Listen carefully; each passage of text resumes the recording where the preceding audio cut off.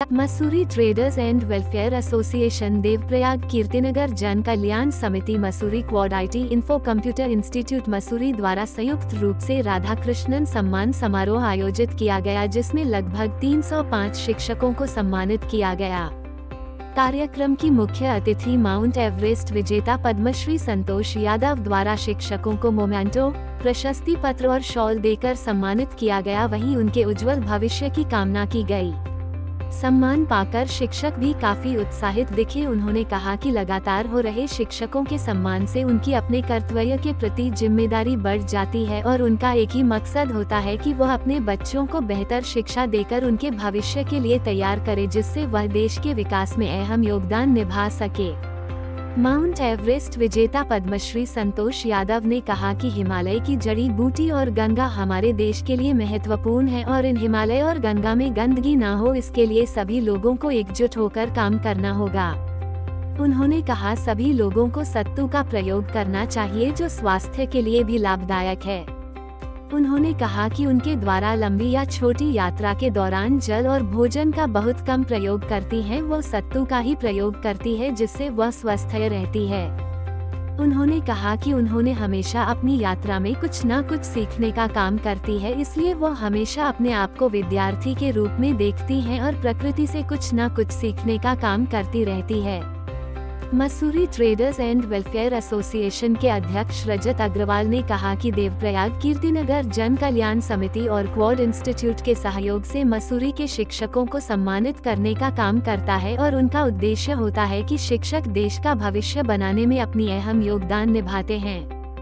उन्होंने कहा कि शिक्षकों को सम्मान देकर वह आने वाली पीढ़ी को संदेश देना चाहते हैं कि वह हमेशा शिक्षकों का सम्मान करें और जो दिशा निर्देश उनके द्वारा दिए गए हैं वह अपने जीवन पर लागू करें, जिससे कि वह अपने भविष्य के साथ देश के निर्माण में अपनी अहम भूमिका निभा सके।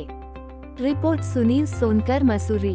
देखिए, आज 7 सितंबर है वैसे, लेकिन शिक्षक सम्मान दिवस हमने राधाकृष्णन सम्मान के नाम से मसूरी में आज आयोजित किया और 305 शिक्षकों को आज निमंत्रण देकर बुलाया गया था और हमें उम्मीद है कि शिक्षकों को ये सम्मान पाकर अच्छा लगा होगा। और ये एक परंपरा हम बनाना चाहते हैं। ये तृतीय शिक्षक सम्मान समारोह है क्वाड इंस्टीट्यूट देवप्रयाग समिति और मसूरी ट्रेड एसोसिएशन का, और उम्मीद करूँगा इस प्रकार से हमने जो आज एक प्रथा शुरू करी है, आने वाली जनरेशन, आने वाले बच्चे भी शिक्षकों का सम्मान करें, मार्गदर्शन लें और एक बेहतर बच्चे बने।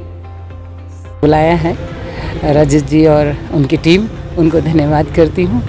और मसूरी मेरे लिए तो खुद शिक्षा का क्षेत्र रहा है। मैंने पुलिस की ट्रेनिंग यहीं से पाई है और उत्तराखंड वैसे ही मेरे पूरा शिक्षा का आज जिस चीज़ के लिए मुझे जाना जाता है एक पर्वतारोही के रूप में, उत्तराखंड से ही मैंने ट्रेनिंग पाई। तो मैं क्या कहूँ, मैं खुद शिक्षित हुई यहाँ पर, और आज जो भी हिमालय ने, महादेव ने जो भी मुझे विचार दिए, मैं वो साझा करने के लिए आई हूँ। आवश्यकता है एक पर्यटक जो है वो बहुत ही संवेदनशील होना चाहिए। आवश्यकता में ही उसका जो महत्व है हिमालय का, उसको महसूस करने का, उसके अंदर हम आवागमन करते हैं तो उसकी एक वहाँ ज्ञान जो प्राप्त करना है या उसकी विराटता को, उसके जो डिविनिटी जो है वो दिव्यता को, उसको महसूस करना है। हम जब भी यात्रा करते हैं तो हम बहुत अनावश्यक चीज़ें अपने साथ ले जाते हैं और अनावश्यक चीज़ ग्रहण भी करते हैं, प्रयोग भी करते हैं, तो उनसे बचें तो हिमालय हमेशा हमें आशीर्वाद देंगे।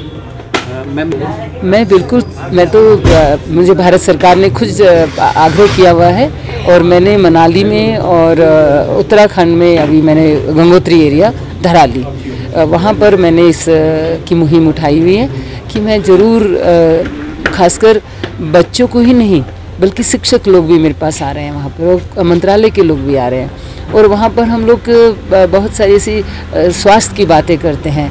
और क्योंकि हमें एक सिंसियर टूरिज्म डेवलप करना है,